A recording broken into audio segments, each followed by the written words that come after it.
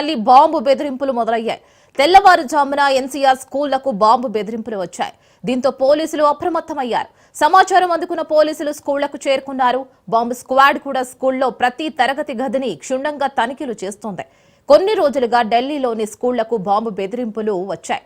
అయితే దీనిని సీరియస్ గా తీసుకున్న అధికారులు ఇటీవల ఓ విద్యార్థి బెదిరింపులకు పాల్పడినట్లు గుర్తించారు. పరీక్షలు రద్దు చేయాలి అనే ఉద్దేశంతోనే బెదిరించినట్లు నిర్ధారించుకున్నారు. అయితే ఇప్పుడు మళ్లీ బాంబు బెదిరింపులు రావడం కలకలం రేగుతోంది.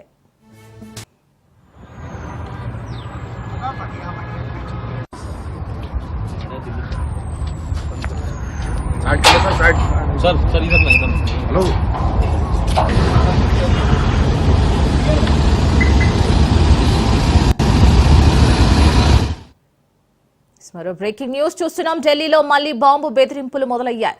తెల్లవారుజామున ఎన్సీఆర్ స్కూళ్లకు బాంబు బెదిరింపులు వచ్చాయి. దీంతో పోలీసులు అప్రమత్తమయ్యారు.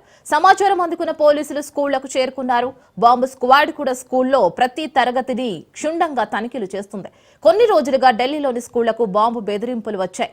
అయితే దీనిని సీరియస్ గా తీసుకున్న అధికారులు ఇటీవల ఓ విద్యార్థి బెదిరింపులకు పాల్పడినట్లు కూడా గుర్తించారు. పరీక్షలు రద్దు చేయాలి అనే ఉద్దేశంతోనే బెదిరించినట్లు నిర్ధారణకు వచ్చారు. అయితే ఇప్పుడు మళ్లీ బాంబు బెదిరింపులు రావడం కలకలం రేగుతోంది.